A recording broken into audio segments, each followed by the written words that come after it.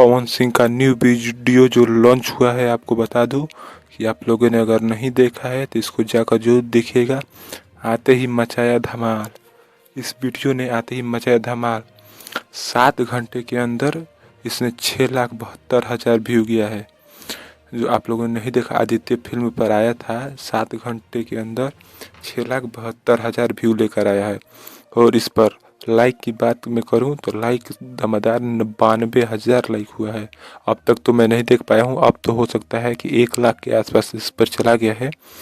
अगर आप लोगों ने नहीं देखा तो जाइए और इसको देख कर ज़रूर आइएगा और हमको बताइएगा कि ये कैसा लगा आपको वीडियो, और ये कितना एक्टिंग इसका कैसा हुआ है, डांस इसका कैसा है। आप लोग देखकर हमको ज़रूर कमेंट कीजिएगा और हमारे चैनल को लाइक ज़रूर कीजिएगा और सब्सक्राइब कर लीजिएगा ऐसे भोजपुरी न्यूज़ देखने के लिए।